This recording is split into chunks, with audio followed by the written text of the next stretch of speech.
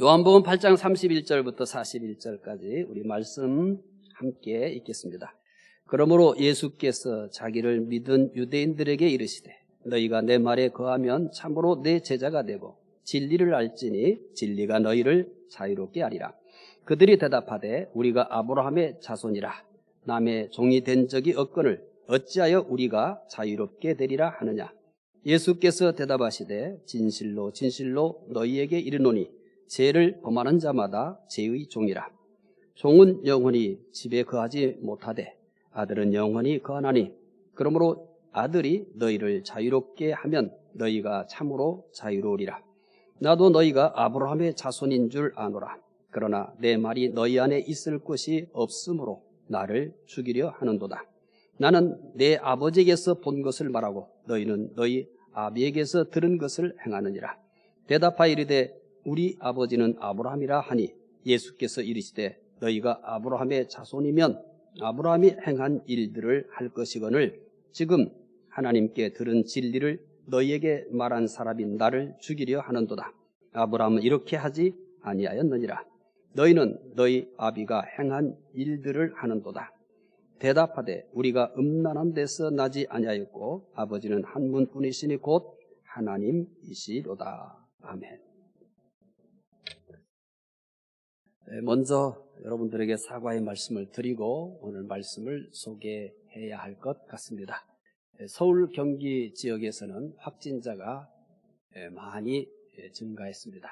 그래서 2단계 조치를 취했는데 교회가 많이 확진자를 내놨습니다. 이런 때일수록 저는 기대하는 것이 뭐냐면 코로나19 이후에 교회가 참 잘했다. 그래도 교회는 다르다. 이런 말을 기대하는데 우리의 기대와 저의 기대와는 전혀 상관없는 방향으로 가고 있습니다. 교회가 사회를 걱정하는 것이 아니라 사회가 교회를 걱정하는 수준으로 우리는 떨어졌습니다. 좀 더 참고 절제하면서 교회가 본이 돼야 될 것 같습니다. 안타깝게도 본이 되지 못하고 지혜롭지 못하고 그래서 했던 대로 함으로써 결국 많은 확진자들을 내놓고 말았습니다. 굉장히 슬프기도 하고 속상하기도 하고 부끄럽기도 하고 특별히 우리 중부 가족 여러분들에게는 대단히 미안한 생각을 가지고 있습니다. 하지만 대다수의 교회들이 이렇게 어렵고 힘든 시간임에도 불구하고 정부에서 요구하는 방역 지침보다 더 철저히 하는 곳이 더 많습니다. 제가 알고 있는 목사님들도 여러 가지 심지어 경제적인 위기까지 왔음에도 불구하고 또 대출을 더 받아야 될 것이라고까지 생각하면서도 철저히 방역 지침 이상으로 지키고 교회를 세워가려고 몸부림치는 분들이 더 많습니다. 이렇게 잘하는 데는 매스컴에 나오지 않고 이렇게 실수한 교회 또 잘못하고 있는 교회들이 매스컴을 통해서 알려지기 때문에 대부분의 교회가 그런 줄로 생각할 수도 있습니다. 여하튼 교회가 덕이 되지 못하고 본이 되지 못하고 또 모범이 되지 못한 것에 대해서는 대단히 죄송하게 생각하고 또 부끄럽게 생각합니다. 이제 오늘은 그 7주의 말씀잔치 6번째 시간이죠. 벌써 7주의 말씀잔치 진리를 찾아 떠나는 여행 거의 막바지에 이르렀습니다. 오늘은 속박과 자유라는 주제로 말씀을 드립니다. 이미 7주의 말씀잔치 벌써 몇 회를 진행하면서 여러분들은 이미 파악을 했을 겁니다. 7주의 말씀잔치는 지식을 전하는 시간이 아닙니다. 그리고 성경을 한 절 한 절 또 한 단어 한 단어 해석하는 시간도 아닙니다. 깨달음의 시간입니다. 좀 더 우리 성도들이 깨달았으면 좋겠다. 이미 알고 있는 것도 충분합니다. 그런데 알고 있는 것이 지식에 머물기 때문에 변화가 일어나지 않습니다. 그래서 지식 전달의 시간도 아니고 성경을 깊이 있는 해석하는 시간도 아닙니다. 어떻게 하면 깨달아서 좀 더 나은 그리스도인이 될 것인가 라고 하는 것이 저의 고민입니다. 그래서 오늘은 금년의 6번째 속박과 자유라는 주제로 말씀을 소개하려고 합니다. 주일이 되면 저희 집에서 가장 불쌍해지는 존재가 하나 있습니다. 주일 오전 일부 예배가 끝나면 저희 집에 있는 강아지에게 목줄을 맵니다. 벌써 10년이 넘게 한 일이라 얘가 고분고분 받아들이지만 꼬리를 내리고 자꾸 불쌍한 표정을 짓습니다. 오늘도 이 예배를 끝나고 흰 이리 와 하니까 고개를 숙이고 꼬리를 떨어뜨리고 이렇게 쳐다보면서 자꾸 불쌍한 표정을 짓습니다. 그러나 한 번도 도망가거나 외면한 적은 없습니다. 엄청 싫어해요. 그리고 엄청 불편해해요. 그런데 그 불편한 것을 눈으로도 표정으로도 얼굴로도 꼬리로도 하면서 어쩔 수 없이 이렇게 하면서 와요. 그리고 목줄을 맵니다. 물론 목줄을 매면서 조금만 참아, 오늘 조금 몇 시간만 참아 라고 달래줍니다. 사택에 오시는 분들의 안전을 위해서 어쩔 수 없는 처분입니다. 얘가 평일에는 전혀 속박을 받지 않습니다. 목줄을 매지 않고 집에서 키우지도 않기 때문에 1층과 2층 그리고 교회와 예배당과 이 사택 사이의 화단은 얘 놀이터입니다. 그래서 정말 자유롭게 잘 생활하고 있습니다. 지금 이 아이는 할머니입니다. 하지만 청년보다 더 순발력이 있습니다. 저희가 이제 사택이니까 주택이다 보니까 침투를 많이 합니다. 그러면 가차없이 잡습니다. 잡아서 반드시 정한 자리에다가 놨습니다. 다른 데서 잡아다가도 정한 자리에 놓습니다. 왜냐하면 주인님께 보여드리면서 기뻐하려고 먹지도 않고 딱 잡아서 최근에도 그렇게 한 마리를 딱 놨습니다. 주일만 되면 속박이 됩니다. 속박은 강아지도 불행하게 만듭니다. 그런데 사람이 속박을 받으면 어떻겠습니까? 사람에게 속박은 가장 큰 불행을 줍니다. 그런데 우리 주변에는 속박하는 것들이 참 많습니다. 돈이 속박합니다. 우리 가운데 돈의 속박을 받지 않은 분은 한 분도 없습니다. 오늘 예배 드리는 여러분들 모두도 돈의 속박을 받아보지 않은 분은 한 분도 없습니다. 돈의 속박은 사람을 가장 비참하게 만듭니다.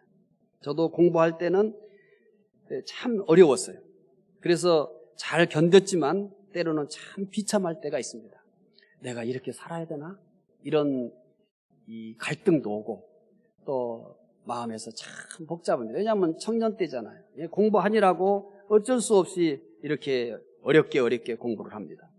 그렇지만은 내가 하나님의 말씀을 공부한다, 그분을 위해 산다라고 하는 그것이 때로는 그렇게 힘이 되지 않을 때도 있습니다. 그래서 참 비참할 때도 있고 또 제가 일반 대학을 나왔기 때문에 대학에 나간 애들은 다 좋은 회사 다니면서 또 대부분 다 승용차를 몰고 모임에 참석을 합니다. 이제 그런 모습을 보면서 부럽지는 않지만 참 자존심 상하기도 하고 속상하기도 하고 그럽니다. 그래서 비참함을 느끼는 시간들이 참 많았습니다. 오늘 예배드리는 우리 성도들도 마찬가지입니다. 세상을 살면서 돈의 속박으로부터 자유로운 분이 한 분도 없습니다. 때로는 이 돈 때문에 정말 비참함을 느낄 때도 참 많았습니다. 일이 속박합니다. 우리 모두는 일을 하면서 살 수밖에 없습니다. 어떤 일이든 속박하지 않는 것은 없습니다. 다른 사람이 봤을 때 근사한 일이고 멋진 일인 것 같지만 어떤 일이든 그 일은 언제나 사람을 속박합니다. 대부분의 사람들이 자신이 하는 일만 속박한다고 착각합니다. 세상에서 속박하지 않은 일은 없습니다. 저는 살면서 절대 되지 않고 싶은 것이 하나 있습니다. 뭐가 되지 않고 싶냐면 대통령은 되지 않고 싶습니다. 그러니까 여러분들이 참 별거 그냥 다 하네 그렇게 생각하는지 모르지만 되라고도 안 되지만 시켜준다고 해도 안 하지만 또 누가 시켜주지도 않아요. 되라고도 하네. 그런데 난 대통령은 절대 하지 못할 일이다. 그렇게 생각을 해요. 저 혼자 그런 생각을 해요. 얼마나 많이 속박을 받습니까? 참 안타깝죠. 세상에서 어떤 일도 다 사람은 속박합니다. 대통령 제일 많이 아마 그 일이 사람을 속박할 겁니다. 일만 우리를 속박하는 것은 아닙니다. 사람이 속박합니다. 아무리 좋은 관계일지라도 속박하지 않은 경우는 없습니다. 부부 사이에도 서로 속박을 합니다. 그렇게 사는 거예요. 너무 여러분 스트레스 받지 말고 너무 힘들어하지 마세요. 이 생활 끝내고 싶은데 내가 믿기 때문에 이렇게 참는다고요? 그래요. 다 그렇게 살아요. 속박하지 않는 부부관계는 없습니다. 그걸 이기면서 사는 것입니다. 부모와 자녀 사이에도 서로를 속박합니다. 사람의 속박은 뭘 남길까요? 우리가 인생을 살면서 가장 큰 상처를 남기는 것은 사람의 속박을 받을 때입니다. 그것만 있나요? 뭐 돈이 속박을 하고 일이 속박하고 사람이 나를 속박하는 그것이 전부일까요? 아니에요. 나를 가장 자주 가장 많이 속박하는 것은 다른 것입니다. 자신의 감정이 자신을 가장 많이 속박합니다. 가장 심하게 속박하는 것은 사실은 돈도 아니요, 일도 아니요, 사람도 아닙니다. 자신의 감정입니다. 인생을 살면서 나를 가장 많이 속박하는 것은 나 자신의 감정입니다. 감정은 쉬지도 않고 나를 속박합니다. 잠잘 시간이 되면 얘도 좀 쉬었으면 좋겠는데 조용히 누워서 잠자려고 하면 얘는 자기 시간이라고 착각을 하고 나를 속박합니다. 고독이 화살처럼 가슴 깊이 꽂힙니다. 내 심으로는 뺄 수 없을 만큼 이 고독이 화살처럼 내 가슴 속 깊이 박힙니다. 때로는 우울함이 어두운 그림자처럼 찾아옵니다. 특정한 대상에 대한 미움이 갑자기 꿈틀거리면서 비수처럼 내 마음을 찌릅니다. 때로는 분노가 갑자기 화산 폭발한 것처럼 그렇게 폭발을 합니다. 이제 그만 모든 것을 끝내고 싶은 감정이 사악한 뱀의 혀처럼 날름거리기도 합니다. 이 세상을 살면서 자기 감정의 속박을 받지 않는 사람은 없습니다.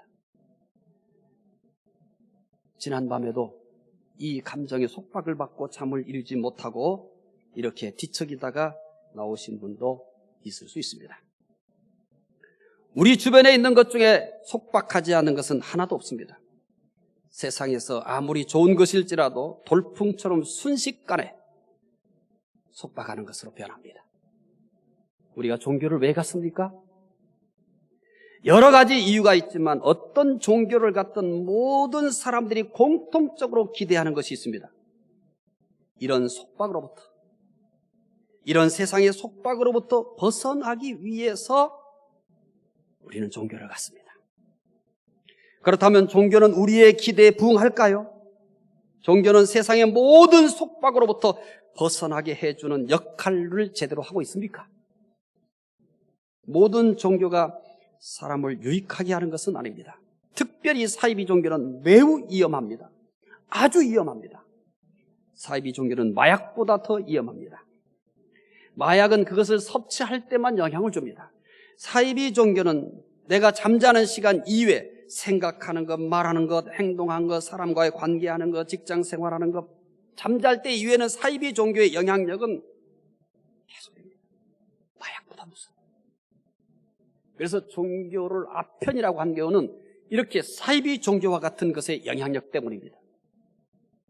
물론 그 안에 있는 사람들은 속박되었다는 것을 모를 수도 있습니다.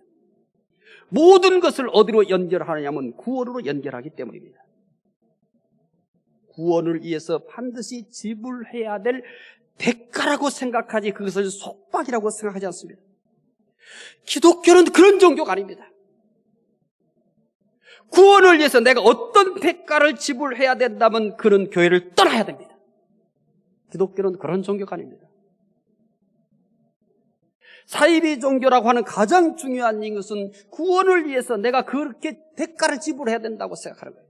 내가 이렇게 참 내 사생활을 다 포기하고 심지어 사회생활도 포기하면서까지 그 종교에 몰입하고 헌신하는 이유는 그런 대가로 구원받을 수 있다고 착각하기 때문입니다.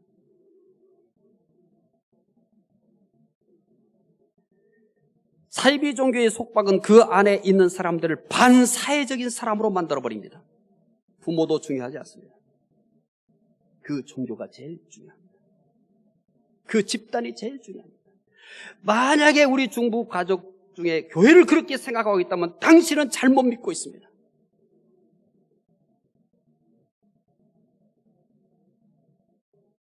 사이비 종교는 부모보다 그 집단이 중요합니다. 중국교회는 부모보다 중요하지 않습니다. 중요해야 될 때가 있고 부모가 더 중요할 때가 있습니다. 심지어 사이비 종교는 자녀도 버립니다. 남편도 버립니다. 아내도 버립니다. 오직 그 집단에 충성하는 사람이 되어버립니다. 저는 목회하면서 한 번도 여러분들을 교인 만들고 싶지 않습니다. 교인이 아니라 예수 그리스도를 믿는 사람, 그리스도인이 되기를 원합니다. 저의 목회의 가장 큰 고민과 몸부림은 혹시 성도들이 교인이 되어버리는 것은 아닐까, 그리스도인이 아니라 교인이 되어버리는 건 아닐까라고 하는 갈등입니다. 사이비 집단은 그리스도인을 만드는 게 아닙니다. 그 집단에 충성스러운 사람을 만드는 겁니다. 그래서 사이비라고 얘기하는 겁니다. 사이비 종교만 속박하는 것은 아닙니다. 건전하다고 하는 종교도 항상 위험성을 가지고 있습니다. 모든 종교는 그 위험선상에 있습니다. 교회도 예외는 아닙니다. 모든 종교는 언제나 그 위험성을 가지고 있습니다. 사이비 종교와는 다르기는 하지만 역시 속박이 있습니다. 하루는 예수님과 제자들이 밀밭 사이로 가고 있었습니다. 제자들이 배가 고팠습니다. 그래서 밀이삭을 잘라 먹었습니다. 이것을 본 바리새인들이 안식일에 하지 못할 일을 했다고 비난해버리고 말았습니다. 율법에는 지나가는 나그네나 가난한 사람이나 또 과부나 그 당시 사회적 약자들이 얼마든지 남의 밭이나 남의 과수원에도 연장 없이 들어가서 허기를 면할 수 있도록 되어 있습니다. 그건 보장된 겁니다. 그런데 이 제자들이 그날따라 배고팠는지 그렇게 했어요. 그런데 그것을 안식일에 했다는 겁니다. 그래서 거침없이 비난합니다. 바리새인들은 배고픈 사람이 허기를 해결하는 것보다 안식일을 더 중요하게 여겼습니다. 사람보다 안식일이 우선이었습니다.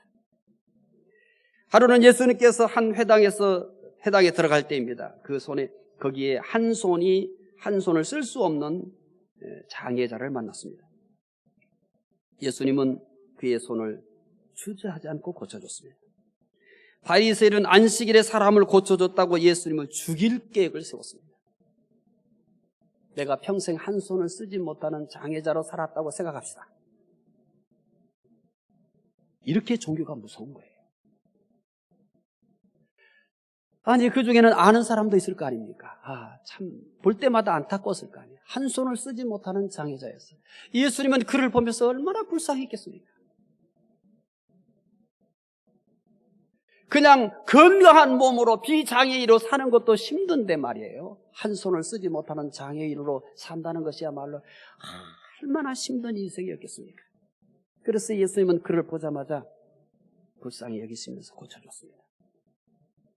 하지만 바리새인들은 안식일에 사람을 고쳤다고 예수님을 죽여버릴 계획을 합니다. 바리새인들은 사람을 고치는 것보다 안식일을 더 중요하게 여겼습니다. 사람이 안식일을 위해 있었던 겁니다. 예루살렘에서 있었던 일입니다. 예루살렘의 양문 곁에 베데스다 연못이 있습니다. 예수님께서 그곳에서 38년 된 환자를 만났습니다. 38일 동안 오직 아파가지고 그렇게 생활하는 것도 정말 힘든 일입니다. 그런데 38년을 그렇게 지냈습니다. 예수님이 그를 보고 어떻게 그냥 지나칠 수 있겠습니까? 예수님은 그 사람을 고쳐줬습니다. 그런데 그날도 안식일이었습니다. 예수님은 안식일 날만 골라서 고쳐준 게 아니에요. 안식일에 그런 사람들을 만났을 때도 주저하지 않고 평일처럼 고쳐준 겁니다. 유대인들이 안식일에 사람을 고쳤다고 예수님을 박해했습니다. 바리새인들은 38년 동안 병으로 고생한 사람을 고치는 것보다 안식일이 더 중요했습니다. 안식일은 사람의 생명보다 중요했습니다. 종교의 위험성을 아십니까? 종교는 정말 무서운 것이 될 수 있습니다. 세상에서 가장 무서운 것이 될 수도 있습니다. 서기관과 바리새인들은 종교로 사람을 속박했습니다. 그들이 만든 의식과 각종 조항들로 사람들을 속박했습니다. 서기관과 바리새인들의 종교적 속박은 로마의 속박보다 더 힘든 것이었습니다. 왜냐하면 로마의 속박은 외형적인 것이었어요. 그러나 서기관과 바리새인이 종교로 속박하는 것은 그들의 정신까지도 속박해버렸습니다.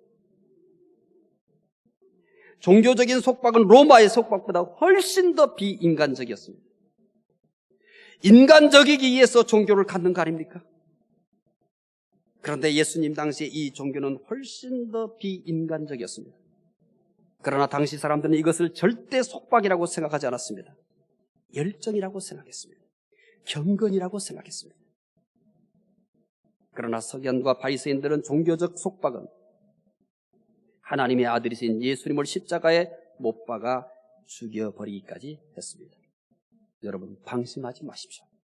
제가 지금 여러분들에게 사이비 집단을 얘기하고 그리고 유대교를 얘기한다고 해서 우리는 거기에서 벗어났다고 생각하십니까?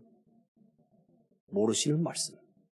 기독교 역사 속에서는 꺼내기도 부끄러운 속박이 있었습니다. 그래서 종교 개혁을 한 거죠. 필요한 돈을 모으기 위해서 면죄부를 만들어 매매했습니다. 가톨릭 독일 지역의 면죄부 위원장이었던 요한 테텔의 말입니다. 그가 말한 것을 그대로 읽어드리겠습니다. 현세에서 자손들이 낸 동전이 헌금함에 쨍그랑하는 순간 조상의 영혼이 연옥에서 천국으로 직행한다. 요한 테텔의 이 말 앞에 더 다른 말이 있습니다.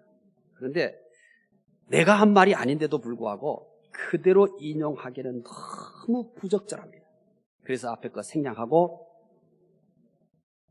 이 말만 인용을 했어요. 동전이 헌금함에 쨍그랑하는 순간 조상의 영혼이 연옥에서 천국으로 직행한다. 이게 교회에서 할 수 있는 말입니까?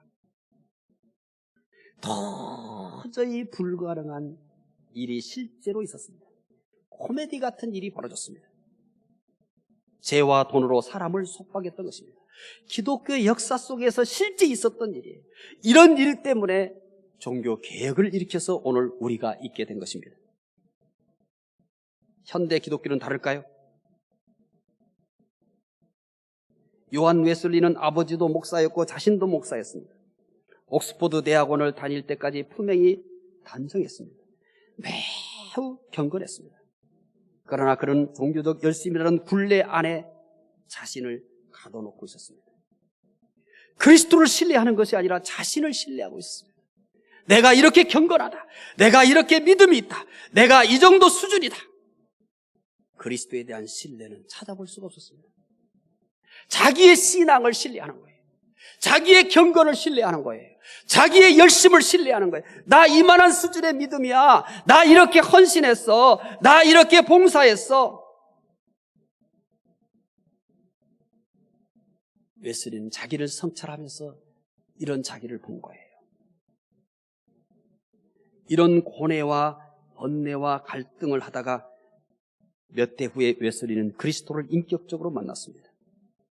그가 옥스포드 시절을 회상하면서 이렇게 말했습니다. 그때 나는 아들의 신앙이 아닌 종의 신앙을 가지고 있었다. 그때 나는 아들의 신앙이 아닌 종의 신앙을 가지고 있었다. 아들의 신앙입니까? 종의 신앙입니까? 자녀의 신앙입니까? 종의 신앙입니까? 종의 신앙에는 자유가 없습니다. 종의 신앙에는 속박하는 것이 많습니다. 의식이 속박을 합니다. 전통이 속박을 합니다. 습관이 속박을 받습니다. 여러분은 지금 자녀로서 그분께 나오셨습니까? 자녀로서 그분께 예배를 드립니까? 아니면 여러분의 열심입니까? 여러분의 습관입니까? 여러분을 신뢰합니까? 그리스도를 신뢰합니까? 여러분의 신앙을 신뢰합니까? 여러분의 열심을 신뢰합니까? 여러분의 경건을 신뢰합니까? 그리스도를 신뢰합니까? 오늘 끝나기 전에 자기 자신을 성찰하시고 나는 지금 무엇에 의해서 신앙생활을 하고 있는지를 꼭 찾아내시기 바랍니다. 그렇다면 어떻게 해야 자유를 누릴 수 있습니까? 사람이 사람답게 살기에 반드시 필요한 것이 있습니다. 그중 단연 으뜸인 것이 자유입니다. 인류 역사 속에서 수많은 사람들이 자유를 위해 투쟁하며 생명을 잃었습니다. 프랑스인들은 자유와 평등을 얻기에 봉건 군주들과 투쟁하는 프랑스 대혁명을 일으켰습니다. 미국인들은 영국으로부터 자유와 독립을 얻기 위해 싸웠습니다. 과거 수천 년 동안 사람들이 공통적으로 추구해왔던 것이 자유였습니다. 그래서 패트릭 켈리는 자유가 아니면 죽음을 달라고까지 했습니다. 자유, 그것은 생명과도 같은 것입니다. 그래서 오죽했으면 자유가 아니면 죽음을 달라고 했겠습니까? 이 한마디에 자유의 가치가 다 들어있다고 해도 좋을 것입니다. 자유, 그것은 생명을 얻으면서까지, 이루면서까지, 걸으면서까지 얻어야 할 가치가 있기 때문입니다. 철학자 소크라테스는 사고의 자유를 위해 한평생 노력한 겁니다. 그냥 철학자가 아닙니다. 사고의 자유를 위해 한평생을 산 겁니다. 미국의 루즈벨트 대통령은 1941년 1월 6일에 인간에게 보장돼야 될 4가지 자유를 제창했습니다. 첫째는 언론과 발표의 자유, 둘째는 신교의 자유, 셋째는 궁핍으로부터의 자유, 넷째는 공포로부터의 자유입니다. 이 4가지 자유는 나중에 국제연합의 기본 사상이 되었습니다. 대한민국 헌법에서 보장하는 자유가 있습니다. 신체의 자유, 거주 이전의 자유, 직업 선택의 자유, 주거의 자유, 사생활의 자유, 양심의 자유, 종교의 자유, 언론 출판의 자유, 집회 결사의 자유, 학문과 예술의 자유입니다. 저는 제가 죽기 전에 우리나라 헌법에도 사상의 자유를 넣을 수 있는 날이 오기를 기대합니다. 우리 사회는 여러 가지 자유를 말하고 있습니다.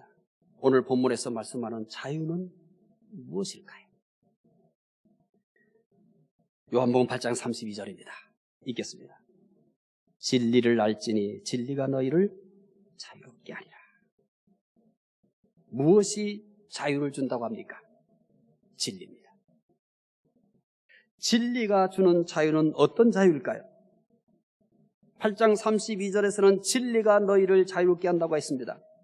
그러면 진리가 주는 자유를 어떤 자유일까요?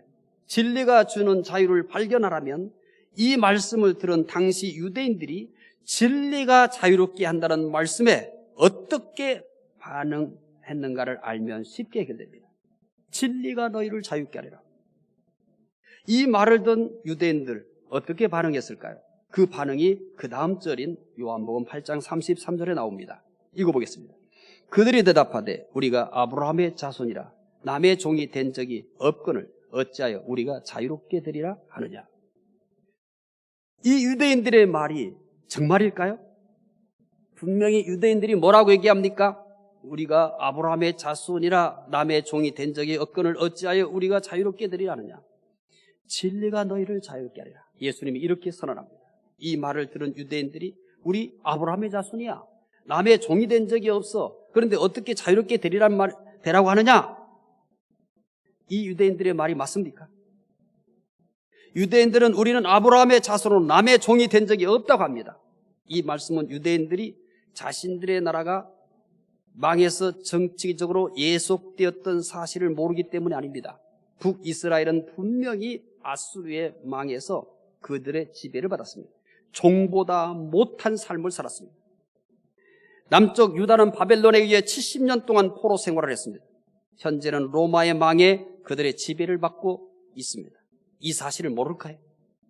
이 사실을 몰아서 우리는 아브라함의 자손이라 남의 종이 된 적이 없다고 한 것은 이 역사적 사실을 모르기 때문일까요?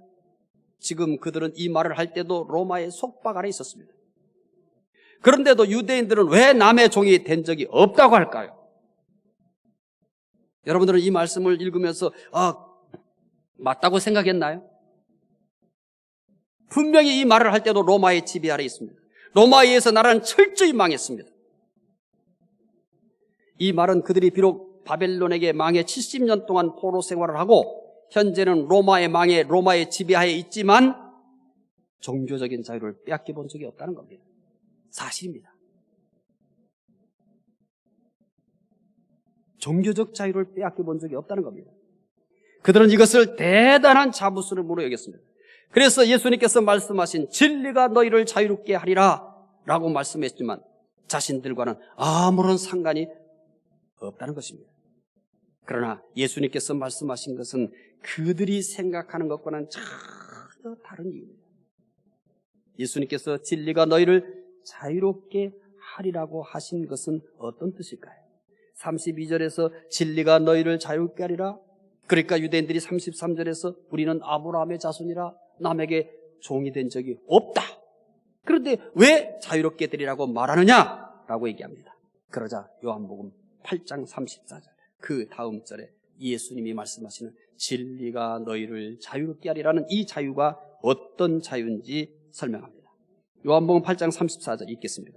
예수께서 대답하시되 진실로 진실로 너희에게 이르노니 죄를 범하는 자마다 죄의 종이라. 예수님께서 진리가 너희를 자유롭게 하리라 하신 것은 죄에서의 자유였습니다. 진리의 가장 중요한 능력은 죄에서의 자유를 주는 것입니다. 진리의 핵심적인 역할은 죄에서 자유를 주는 것입니다. 죄에서의 자유가 없으면 진정한 자유가 아닙니다. 죄에서 자유가 없으면 진정한 자유가 아닙니다. 영상 띄워주십시오. 죄에서의 자유가 없는 상태에서의 자유는 가짜입니다. 죄는 모든 속박의 원인이기 때문입니다. 죄에서의 자유가 없으면 진정한 자유가 아니에요. 죄에서의 자유가 없는 상태에서의 자유는 가짜입니다. 죄는 모든 속박의 원인입니다. 죄는 모든 속박의 원인이기 때문에 죄에서의 자유가 없다면 속박에서 벗어날 수가 없습니다. 율법의 속박도 죄가 원인입니다. 욕심의 속박도 죄가 원인입니다. 죽음의 속박도 죄가 원인입니다. 실패의 속박도 죄가 원인입니다. 근심의 속박도 죄가 원인입니다. 미움의 속박도 죄가 원인입니다. 분노의 속박도 죄가 원인입니다. 싸움의 속박도 죄가 원인입니다. 모든 속박의 원인은 죄입니다. 따라서 인간의 가장 큰 과제는 죄에서 자유를 얻는 것입니다. 그러나 슬프게도 인간은 스스로 죄에서 자유를 얻는 것이 불가능합니다. 인간 스스로가 태어날 때부터 부패한 존재로 태어납니다. 또한 인간을 둘러싸고 있는 환경이 모두 다 부패해졌습니다. 그래서 인간 스스로는 죄에서 자유를 얻을 수가 없습니다. 살면 살수록 더 죄의 종이 될 수밖에 없습니다. 그래서 하나님은 우리에게 진리를 주셨습니다. 이 진리로 죄에서 자유를 얻게 하셨습니다. 죄에서 자유를 주는 진리란 무엇일까요? 진리가 어떻게 한다고 그랬습니까? 진리가 너희를 자유롭게 하리라. 그러면 죄에서 자유를 주는 진리가 뭐냔 말이에요. 요한복음 8장 36절에서 이렇게 얘기합니다. 함께 읽겠습니다. 그러므로 아들이 너희를 자유롭게 하면 너희가 참으로 자유로우리라. 32절과 36절을 잘 보셔야 됩니다. 32절에는 어떤 단어를 선택했어요? 진리라는 단어를 선택했습니다. 진리가 너희를 자유롭게 하리라. 뭐가 자유롭게 하리라? 진리가. 그런데 36절에는 진리 대신에 다른 단어를 썼습니다. 어떤 단어입니까? 아들입니다. 그러므로 아들이 너희를 자유롭게 하면 너희가 참으로 자유로우리라. 죄에서 자유를 주는 진리는 예수 그리스도입니다. 32절을 읽으시고 36절을 보시면 죄에서 자유를 주는 진리는 예수 그리스도라는 것을 알 수 있습니다. 왜 예수 그리스도가 죄에서 자유를 주는 진리일까요? 왜 예수 그리스도가 죄에서 자유를 주는 진리일까요? 우리의 신앙에는 깊은 그곳에 뿌리가 있어야 돼요. 이유가 있어야 돼요. 그러면 어떠한 사이비 집단이나 어떤 도전 앞에서도 우리의 신앙은 쓰러지지 않습니다. 그냥 우리는 단순히 명제만 알아. 예수 그리스도가 우리가 죄에서 자유를 준대요. 성경은 더 깊은 이야기를 하고 있는데, 죄에서 자유를 주는 진리는 예수 그리스도예요. 그러면 왜 예수 그리스도가 죄에서 자유를 주는 진리일까요? 에베소서 1장 7절 읽어봅시다.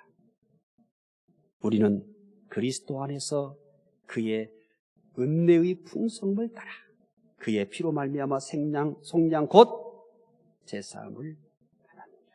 뭐 때문에요? 그의 피로 말미암아 속량 곧 제사함을 받았느니라. 또 요한일서 1장 7절을 또 읽어보겠습니다. 그가 빛 가운데 계신 것 같이 우리도 빛 가운데 행하면 우리가 서로 사귐이 있고 그 아들 예수의 피가 우리를 모든 죄에서 깨끗하게 하셨습니다. 진리신 예수 그리스도께서 우리의 죄를 대신하여 십자가에 죽으셨기 때문에 우리를 모든 죄에서 해방시킨 것입니다.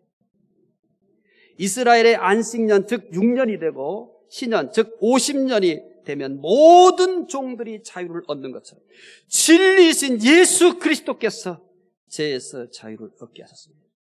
진리신 그리스도 안에서 죄는 힘을 잃어버립니다. 죄는 무용지물이 되어버립니다. 죄는 죽은 존재가 되어버리고 맙니다. 왜요? 예수님이 죄값을 다 지불했기 때문입니다. 예수님이 나의 모든 죄값을 다 지불했습니다. 여러분이 지불해야 될 것은 아무것도 없습니다. 그가 다 죄값을 지불했습니다. 진리가 주는 자유를 이제 어떻게 하면 누릴 수 있을까요? 예수 그리스도께서 진리입니다. 예수 그리스도께서 우리의 죄를 대신해서 십자가에 죽으셔서 죄로부터의 자유를 선물해 주셨습니다. 진리가 주는 자유를 어떻게 누릴 수 있습니까? 진리로 자유를 누리기 위해서 고행을 해야 합니까? 절대 어떤 고행도 필요하지 않습니다. 어떤 고행을 해야 될 생각조차 하지 마십시오. 특별한 수련을 해야 됩니까? 어떤 수련도 필요하지 않습니다. 어떤 수련도 필요 없습니다. 자기 노력으로, 자기 공로로 구원을 받는 데는 끔찍한 고행과 끔찍한 수련이 필요합니다. 기독교는 어떠한 고행도 필요 없고 어떠한 수련도 필요 없습니다. 선행을 해야 될까요? 택도 없는 소리. 어떤 선행도 필요하지 않습니다. 어떤 의식을 치러야 될까요? 어떤 의식도 필요하지 않습니다. 진리로 자유를 얻는 것이 너무 간단합니다. 너무 쉽습니다. 너무 간단하고 쉽기 때문에 당황하고 망설이기까지 합니다. 그래서 자꾸 어떤 대가를 지불해야 된다고 생각하는 거예요. 왜냐하면 세상의 모든 종교가 대가를 지불해야 되는 거예요. 대가를 지불하지 않는 종교는 하나도 없습니다. 샤머니즘도 마찬가지예요. 정한수를 떠놓고 어떻게 해야 됩니까? 공을 들여야 돼요. 우리는 무엇을 공을 들여야 될 게 없습니다. 왜냐하면 그분이 다 대가를 지불했기 때문입니다. 이 기독교의 순수한 진리가 왜곡되어지는 이유는 세상의 모든 종교는 언제나 대가를 지불하게 되어 있기 때문에 그렇습니다. 그러니까 원래 이 순수한 기독교는 그리스도이면 충분합니다. 100% 충분합니다. 그런데 우리 주변에 있는 것들이 다 대가를 지불하는 것들이에요. 그러니까 어느 날 사람들은 대가를 지불해야만 된다고 생각하고 대가를 지불해야만 신앙이 있는 것처럼 생각하고 그것이 신앙이고 그것이 경건이고 그것이 신앙의 수준이라고 생각하는 것입니다. 하지만 잘못하셨습니다. 신앙생활 정말 잘못하셨습니다. 이것이 답니다. 기독교의 진리는 이것이 답니다. 예수 그리스도가 답니다. 왜냐하면 그가 다 하셨기 때문에. 그가 다 대가를 지불했기 때문에 예수 그리스도면 답니다. 예수 그리스도 옆에 다른 것을 붙이거나 다른 것을 덧붙이는 것은 다 가짜입니다. 사입입니다. 예수 그리스도가 전부입니다. 예수 그리스도면 충분합니다. 예수 그리스도면 완전합니다. 이렇게 기독교의 순수한 진리의 모습입니다. 천지개벽이 일어나도 변함이 없습니다. 이제 요한복음 8장 45절 예수님은 어떻게 얘기하는지 보십시다. 읽어보겠습니다. 내가 진리를 말하므로 너희가 나를 믿지 아니하는도다. 이제 진리가 예수 그리스도라는 것을 아주 노골적으로 얘기합니다. 내가 진리를 말하므로 너희가 나를 믿지 아니하는도다. 46절을 또 보겠습니다. 요한복음 8장 46절. 너희 중에 누가 나를 죄로 책잡겠느냐? 내가 진리를 말하는데도 어찌하여 나를 믿지 아니하느냐? 예수님께서 유대인들에게 무엇을 지적하고 있습니까? 예수님은 어찌하여 나를 믿지 아니하느냐? 진리로 자유를 얻으려면 예수님을 믿기만 하면 됩니다. 그냥 믿기만 하십시오. 고행, 수련, 의식, 선행 모두 필요 없습니다. 다른 것은 아무것도 필요 없습니다. 그러면 우리가 하고 있는 봉사나 우리가 하고 있는 다른 것들은 뭘까요? 자녀이기 때문에 하는 거예요. 구원을 위해 하는 게 아닙니다. 내가 우리 부모를 사랑하고 우리 부모를 챙기는 것은 자녀가 되기 위해서입니까? 자, 명절에 찾아먹고 또 가끔씩 전화도 하고 부모 챙기는 것은 내가 뭐가 되기 위해서 그렇게 자녀가 되기 위해서 그렇게 하시는 분 있어요? 그거는 이상한 놈이야. 자녀이기 때문에 엄마가 사랑스럽고 아빠가 사랑스러우니까 내가 전화도 한번 하고 챙기도 하는 거예요. 이제 세월이 가면서 보니까 뭐해요? 머리가 하얘지고 또 머리숱도 줄어들고 얼굴에 주름이 생기네. 또 나도 들어가면서 뭐해요? 너무 그리워. 너무 사랑스러워. 자녀가 되기 위해서 그렇게 합니까? 자녀이니까 하는 겁니다. 그래요. 그것의 차이가 아무것도 아닌 것 같죠? 그것이 차이가 하늘과 땅만큼 큰 겁니다. 자녀이니까 그분이 사랑스럽고 그립고 고맙고 이제는 나이가 들어가고 그러면 자꾸 허리도 숙여지고 걸음걸이로 부자유스러워지고 그러면 뭐를 예고하고 있는 거예요? 헤어질 날을 예고하는 겁니다. 그러면서 어느 날 훌쩍 바람처럼 떠나갑니다. 그래서 뭐 한 거예요? 붙잡고 싶은 거죠. 비록 거동을 못하더라도 그냥 옆에만 있어줘도 내 인생의 가장 든든한 버팀목이 될 것 같아요. 그냥 믿기만 하세요. 더 이상 우리는 필요 없습니다. 오직 예수님만 믿으면 됩니다. 예수님이 우리의 죄를 위해서 죽으시고 다시 살아나셨다는 것을 믿기만 하면 됩니다. 예수님이 하나님의 아들이심을 믿기만 하면 됩니다. 이렇게 진리이신 예수님을 믿기만 하면 우리 안에 있던 죄는 효력을 잃어버립니다. 무용지물이 되어버립니다. 진리이신 예수님을 믿어서 죄에서 자유를 얻으시기를 바랍니다. 진리이신 예수님을 믿으면 사탄의 종에서 해방됩니다. 죄의 종에서도 해방됩니다. 율법에서도 해방됩니다. 죽음에서 해방됩니다. 하나님의 자녀가 되었습니다. 자녀에게는 참 자유가 있습니다. 믿는다는 것은 하나님의 자녀로 자유를 누리기 위해 믿는다는 것은 하나님의 자녀로 자유를 누리는 겁니다. 왜 그렇게 속박을 받으십니까? 왜 그렇게 종교가 또 하나의 무거운 짐이 되십니까? 왜 종교를 선택했습니까? 자유를 얻기 위해서. 수고하고 무거운 짐진 자들아 다 내게 오라. 내가 너희를 쉬게 하리라. 왜 더 무거운 짐을 지고 사는 겁니까? 왜 종교라는 또 하나의 속박을 받으면서 사는 것입니까? 속박과 자유. 종은 속박된 삶을 삽니다.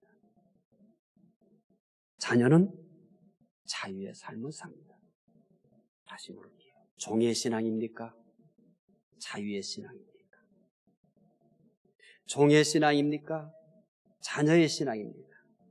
종의 신앙에는 속박밖에 없습니다. 아들의 신앙에는 자녀의 신앙에는 자유가 있습니다. 종으로 하나님을 섬기지 마십시오. 우리는 지금까지 주로 그런 내용들을 많이 들었어요. 이제 다 포매돼 버리고 이런 가치로 새로 심으십시오.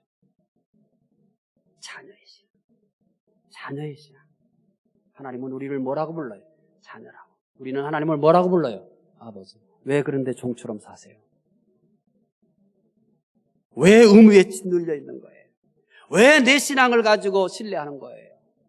내 신앙 별 볼 일 없어요. 여러분 열심. 나는 반드시 알아요. 언젠가는 식을 거예요. 얼음보다 더 차갑게 식을 거예요. 그거 신뢰할 만해요. 내 신앙이 얼마나 변덕스럽습니까? 내 열심이 얼마나 변덕스러워요. 제발 나를 믿지 마세요. 예수 그리스도 한 분만 믿으십시오. 그리고 종의 신앙이 아니라 자녀의 신앙이 되십시오. 종의 신앙에는 속박밖에 없습니다. 자녀의 신앙에는 자유가 있습니다. 진리신 예수님을 믿음으로 자녀의 신앙으로 자유를 누리시는 여러분 되시기를 바랍니다. 기도하겠습니다. 하나님, 속박과 자유, 얼마나 많은 세월, 얼마나 많은 사람들이 종의 신앙을 가지고 사는지 모릅니다. 하나님, 우리는 하나님의 자녀입니다. 종의 모습에서 속박에서 벗어나 자녀의 모습으로 살게 해주시옵기를 원합니다.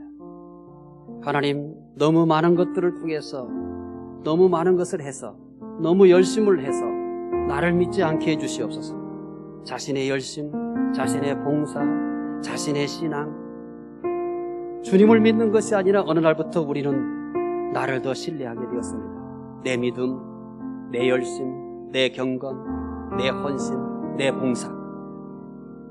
그러나 이렇게 된 것까지도 모르고 종처럼 살아갑니다. 하나님, 오늘 우리 중부가족 모두는 자녀가 되게 하옵소서.